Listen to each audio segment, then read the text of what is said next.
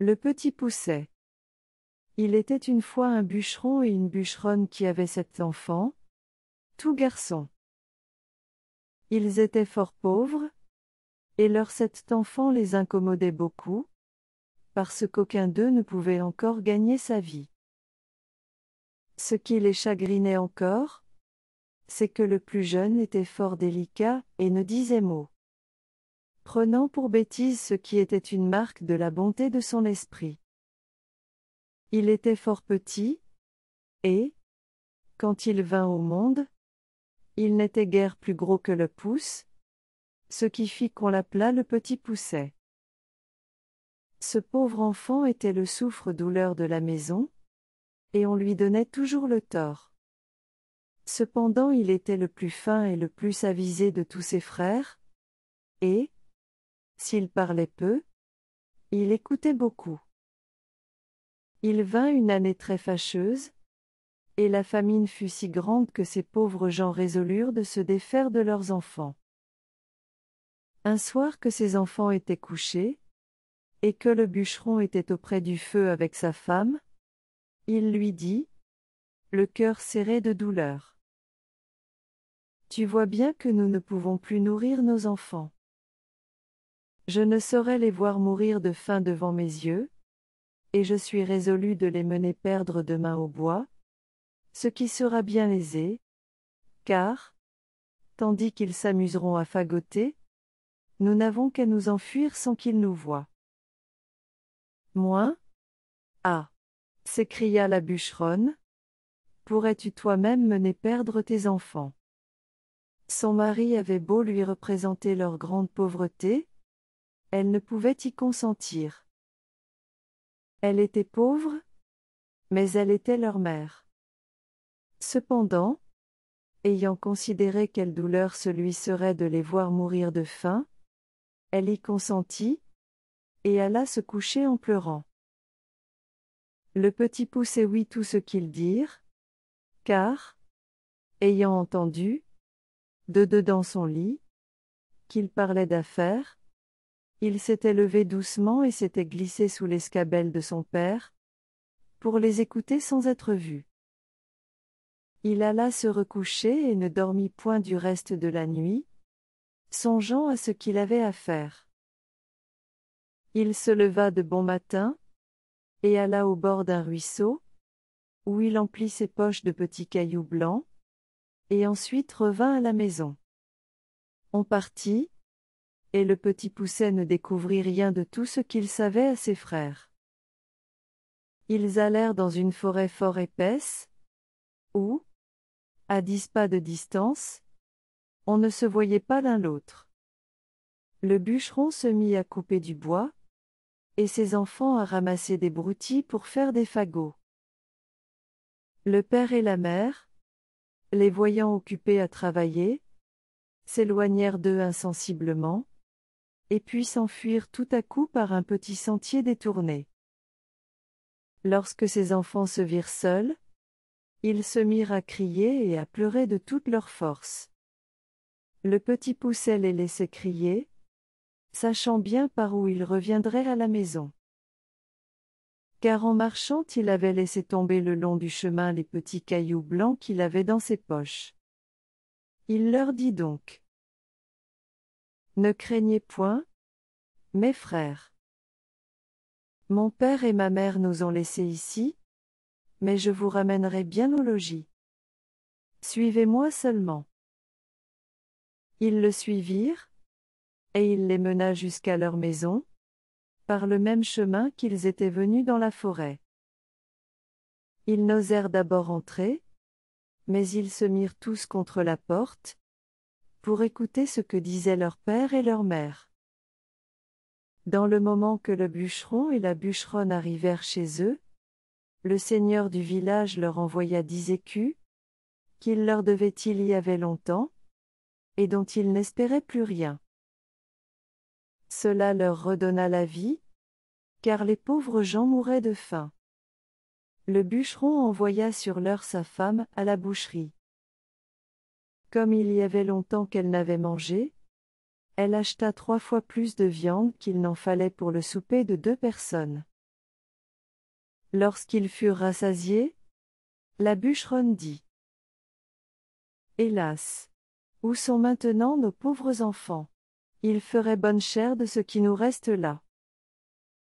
Mais aussi, Guillaume, c'est toi qui les as voulu perdre. J'avais bien dit que nous nous en repentirions. Que font-ils maintenant dans cette forêt? Hélas! Mon Dieu! Les loups les ont peut-être déjà mangés. Tu es bien inhumain d'avoir perdu ainsi tes enfants. Le bûcheron s'impatienta à la fin. Car elle redit plus de 20 fois qu'il s'en repentirait, et qu'elle l'avait bien dit. Il la menaça de la battre, si elle ne se taisait. Ce n'est pas que le bûcheron ne fût peut-être encore plus fâché que sa femme, mais c'est qu'elle lui rompait la tête, et qu'il était de l'humeur de beaucoup d'autres gens, qui aiment fort que les femmes disent bien, mais qui trouvent très importunes celles qui ont toujours bien dit. La bûcheronne était tout en pleurs. Hélas! Où sont maintenant mes enfants? Mes pauvres enfants! Moins, elle le dit une fois si haut, que les enfants, qui étaient à la porte, l'ayant entendu, se mirent à crier tous ensemble. Nous voilà! Nous voilà! Moins, elle courut vite leur ouvrir la porte, et leur dit en les embrassant: Que je suis aise de vous revoir, mes chers enfants. Vous êtes bien là, et vous avez bien faim. Et toi, Pierrot, comme te voilà crotté, viens que je te débarbouille. Moins, ce Pierrot était son fils aîné, qu'elle aimait plus que tous les autres. Parce qu'il était un peu rousseau, et qu'elle était un peu rousse. Ils se mirent à table, et mangèrent d'un appétit qui faisait plaisir au père et à la mère, à qui ils racontaient la peur qu'ils avaient eue dans la forêt, en parlant presque toujours tous ensemble. Ces bonnes gens étaient ravis de revoir leurs enfants avec eux, et cette joie dura tant que les 10 écus durèrent. Mais, lorsque l'argent fut dépensé, ils retombèrent dans leur premier chagrin, et résolurent de les perdre encore. Et, pour ne pas manquer leur coup, de les mener bien plus loin que la première fois. Ils ne purent parler de cela si secrètement qu'ils ne fussent entendus par le petit Poucet, qui fit son compte de sortir d'affaires comme il avait déjà fait. Mais, quoiqu'il se fût levé de grand matin pour aller ramasser de petits cailloux, il ne put en venir à bout, car il trouva la porte de la maison fermée à double tour. Il ne savait que faire, lorsque, la bûcheronne leur ayant donné à chacun un morceau de pain pour leur déjeuner, il songea qu'il pourrait se servir de son pain au lieu de cailloux, en le jetant par miettes le long des chemins où il passerait. Il le serra donc dans sa poche. Le père et la mère les menèrent dans l'endroit de la forêt le plus épais et le plus obscur. Et, dès qu'ils y furent, ils gagnèrent un faux fuyant, et les laissèrent là. Le petit Poucet ne s'en chagrina pas beaucoup, parce qu'il croyait retrouver aisément son chemin, par le moyen de son pain qu'il avait semé partout où il avait passé. Mais il fut bien surpris lorsqu'il ne put en retrouver une seule miette. Les oiseaux étaient venus qui avaient tout mangé. Les voilà donc bien affligés. Car, plus ils marchaient, plus ils s'égaraient, et s'enfonçaient dans la forêt.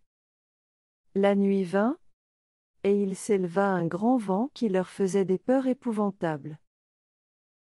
Ils croyaient n'entendre de tous côtés que les hurlements de loups qui venaient à eux pour les manger.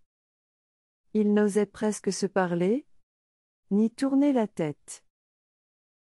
Il survint une grosse pluie, qui les perça jusqu'aux os. Ils glissaient à chaque pas, et tombaient dans la boue, d'où ils se relevaient tout crottés, ne sachant que faire de leurs mains. Le petit Poucet grimpa au haut d'un arbre, pour voir s'il ne découvrirait rien. Ayant tourné la tête de tous côtés, il vit une petite lueur comme d'une chandelle, mais qui était bien loin, par-delà la forêt. Il descendit de l'arbre, et, lorsqu'il fut à terre, il ne vit plus rien. Cela le désola. Cependant, ayant marché quelque temps, avec ses frères, du côté qu'il avait vu la lumière, il la revit en sortant du bois. Ils arrivèrent enfin à la maison où était cette chandelle, non sans bien des frayeurs. Car souvent ils la perdaient de vue. Ce qui leur arrivait toutes les fois qu'ils descendaient dans quelque fond. Ils heurtèrent à la porte, et une bonne femme vint leur ouvrir. Elle leur demanda ce qu'ils voulaient. Le petit Poucet lui dit qu'ils étaient de pauvres enfants qui s'étaient perdus dans la forêt, et qui demandaient à coucher par charité. Cette femme, les voyant tous si jolis, se mit à pleurer, et leur dit : « Hélas, mes pauvres enfants, où êtes-vous venus ? Savez-vous bien que c'est ici la maison d'un ogre qui mange les petits enfants ? Moi ? Hélas, madame, lui répondit le petit Poucet, qui tremblait de toute sa force, aussi bien que ses frères. Que ferons-nous ? Il est bien sûr que les loups de la forêt ne manqueront pas de nous manger cette nuit si vous ne voulez pas nous retirer chez vous. Et, cela étant, nous aimons mieux que ce soit monsieur qui nous mange. Peut-être qu'il aura pitié de nous si vous voulez bien l'en prier. La femme de l'ogre, qui crut qu'elle pourrait les cacher à son mari jusqu'au lendemain matin, les laissa entrer, et les mena se chauffer auprès d'un bon feu. Car il y avait un mouton tout entier à la broche, pour le souper de l'ogre. Comme ils commençaient à se chauffer, ils entendirent heurter 3 ou 4 grands coups à la porte. C'était l'ogre qui revenait. Aussitôt sa femme les fit cacher sous le lit, et alla ouvrir la porte. L'ogre demanda d'abord si le souper était prêt, et si on avait tiré du vin, et aussitôt se mit à table. Le mouton était encore tout sanglant, mais il ne lui en sembla que meilleur. Il flairait à droite et à gauche, disant qu'il sentait la chair fraîche. Il faut, lui dit sa femme, que ce soit ce veau que je viens d'habiller. Que vous sentez ? Moi ? Je sens la chair fraîche ? Te dis-je encore une fois ? Reprit l'ogre, en regardant sa femme de travers. Et il y a ici quelque chose que je n'entends pas. En disant ces mots, il se leva de table, et alla droit au lit. Ah ! dit-il, voilà donc comme tu veux me tromper, maudite femme. Je ne sais à quoi il tient que je ne te mange aussi. Bien t'en prends d'être une vieille bête. Voilà du gibier qui me vient bien à propos pour traiter 3 ogres de mes amis, qui doivent me venir voir ces jours-ci. Il les tira de dessous le lit, l'un après l'autre. Ces pauvres enfants se mirent à genoux, en lui demandant pardon. Mais ils avaient affaire au plus cruel de tous les ogres, qui, bien loin d'avoir de la pitié, les dévorait déjà des yeux, et disait à sa femme que ce serait là de friands morceaux, lorsqu'elle leur aurait fait une bonne sauce. Il alla prendre un grand couteau. Et en approchant de ces pauvres enfants, il l'aiguisait sur une longue pierre, qu'il tenait à sa main gauche. Il en avait déjà empoigné un, lorsque sa femme lui dit : « Que voulez-vous faire à l'heure qu'il est ? N'aurez-vous pas assez de temps demain ? » « Moi ? Tais-toi, reprit l'ogre, ils en seront plus mortifiés. Moins? Mais vous avez encore là tant de viande? Reprit sa femme. Voilà un veau, 2 moutons, et la moitié d'un cochon. Moins? Tu as raison, dit l'ogre. Donne-leur bien à souper, afin qu'ils ne maigrissent pas, et va les mener coucher. La bonne femme fut ravie de joie, et leur porta bien à souper. Mais ils ne purent manger, tant ils étaient saisis de peur. Pour l'ogre, il se remit à boire, ravi d'avoir de quoi si bien régaler ses amis. Il but une 12aine de coups de plus qu'à l'ordinaire, ce qui lui donna un peu dans la tête, et l'obligea de s'aller coucher. L'ogre avait 7 filles, qui n'étaient encore que des enfants. Ces petites ogresses avaient toutes le teint fort beau, parce qu'elles mangeaient de la chair fraîche, comme leur père. Mais elles avaient de petits yeux gris et tout ronds, le nez crochu, et une fort grande bouche, avec de longues dents fort aiguës et fort éloignées l'une de l'autre. Elles n'étaient pas encore fort méchantes. Mais elles promettaient beaucoup, car elles mordaient déjà les petits enfants pour en sucer le sang. On les avait fait coucher de bonne heure, et elles étaient toutes 7 dans un grand lit, ayant chacune une couronne d'or sur la tête. Il y avait dans la même chambre un autre lit de la même grandeur. Ce fut dans ce lit que la femme de l'ogre mit coucher les 7 petits garçons. Après quoi, elle s'alla coucher elle-même dans son lit. Le petit Poucet, qui avait remarqué que les filles de l'ogre avaient des couronnes d'or sur la tête, et qui craignait qu'il ne prît à l'ogre quelque remords de ne les avoir pas égorgées dès le soir même, se leva vers le milieu de la nuit, et prenant les bonnets de ses frères et le sien, il alla tout doucement les mettre sur la tête des 7 filles de l'ogre. Après leur avoir ôté leur couronne d'or, qu'il mit sur la tête de ses frères et sur la sienne, afin que l'ogre les prît pour ses filles, et ses filles pour les garçons qu'il voulait égorger. La chose réussit comme il l'avait pensé. Car l'ogre, s'étant éveillé sur le minuit, eut regret d'avoir différé au lendemain ce qu'il pouvait exécuter la veille. Il se jeta donc brusquement hors du lit, et, prenant son grand couteau, « Allons voir, dit-il, comment se portent nos petits drôles. N'en faisons pas à 2 fois. Il monta donc à tâtons à la chambre de ses filles, et s'approcha du lit où étaient les petits garçons, qui dormaient tous, excepté le petit Poucet, qui eut bien peur lorsqu'il sentit la main de l'ogre qui lui tâtait la tête, comme il avait tâté celle de tous ses frères. L'ogre, qui sentit les couronnes d'or. Vraiment, dit-il, j'allais faire là un bel ouvrage. Je vois bien que je bus trop hier soir. Il alla ensuite au lit de ses filles, où, ayant senti les petits bonnets des garçons. Ah, les voilà, dit-il, nos gaillards. Travaillons hardiment. En disant ces mots, il coupa, sans balancer, la gorge à ses 7 filles. Fort content de cette expédition, il alla se recoucher dans sa chambre. Aussitôt que le petit Poucet entendit ronfler l'ogre, il réveilla ses frères, et leur dit de s'habiller promptement et de le suivre. Ils descendirent doucement dans le jardin et sautèrent par-dessus la muraille.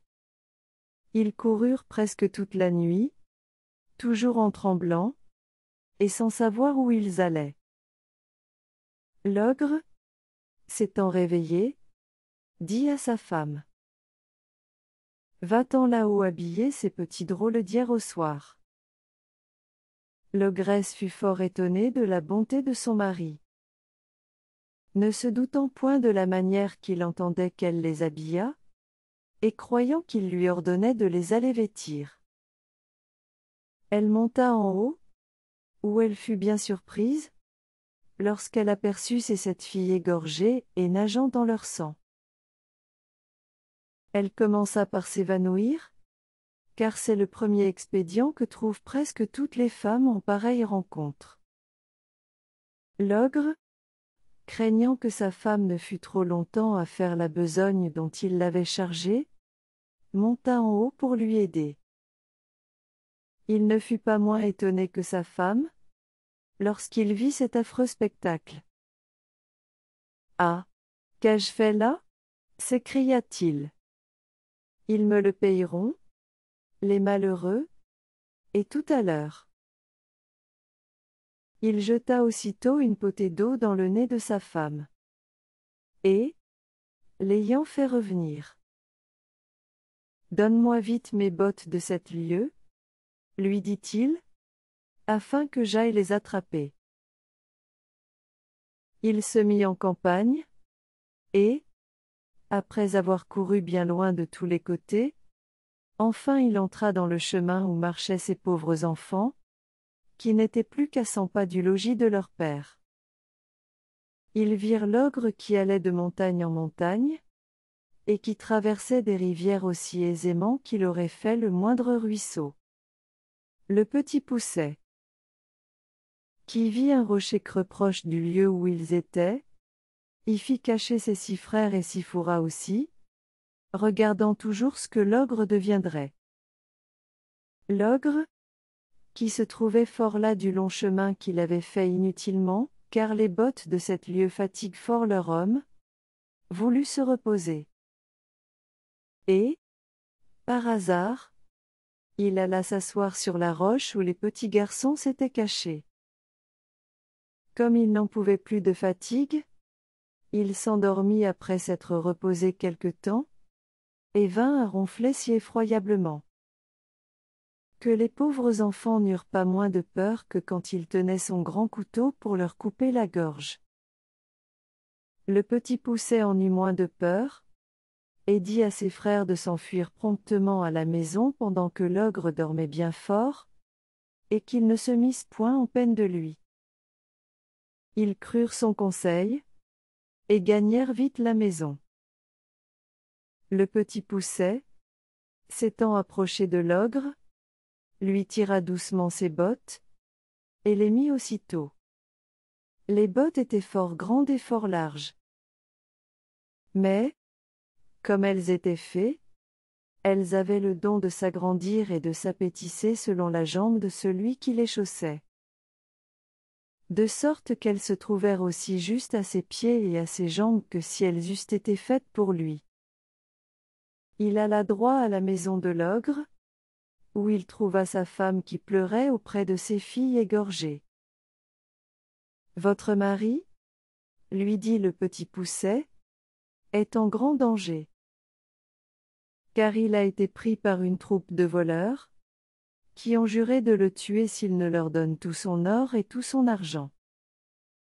Dans le moment qu'il lui tenait le poignard sur la gorge, il m'a aperçu et m'a prié de vous venir avertir de l'état où il est, et de vous dire de me donner tout ce qu'il a de vaillant.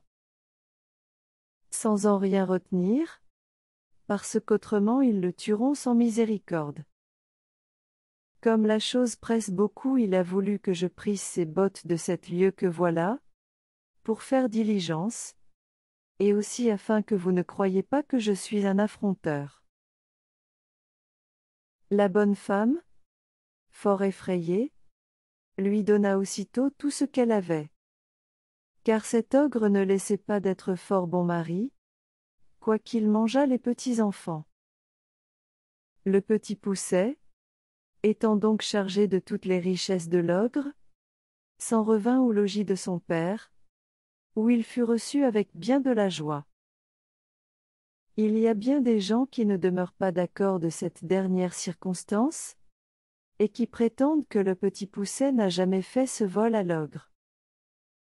Qu'à la vérité il n'avait pas fait conscience de lui prendre ses bottes de 7 lieues, parce qu'il ne s'en servait que pour courir après les petits-enfants. Ces gens-là assurent le savoir de bonne part, et même pour avoir bu et mangé dans la maison du bûcheron. Ils assurent que lorsque le petit Poucet eut chaussé les bottes de l'ogre, il s'en alla à la cour, où il savait qu'on était fort en peine d'une armée qui était à 200 lieues de là, et du succès d'une bataille qu'on avait donnée. Il alla, disent-ils, trouver le roi et lui dit que, s'il le souhaitait, il lui rapporterait des nouvelles de l'armée avant la fin du jour. Le roi lui promit une grosse somme d'argent s'il en venait à bout. Le petit Poucet rapporta des nouvelles, dès le soir même. Et, cette première course l'ayant fait connaître, il gagnait tout ce qu'il voulait. Car le roi le payait parfaitement bien pour porter ses ordres à l'armée. Et après avoir fait pendant quelque temps le métier de courrier, et y avoir amassé beaucoup de biens, il revint chez son père, où il n'est pas possible d'imaginer la joie qu'on eut de le revoir. Il mit toute sa famille à son aise. Il acheta des offices de nouvelles créations pour son père et pour ses frères. Et par là il les établit tous, et fit parfaitement bien sa cour en même temps.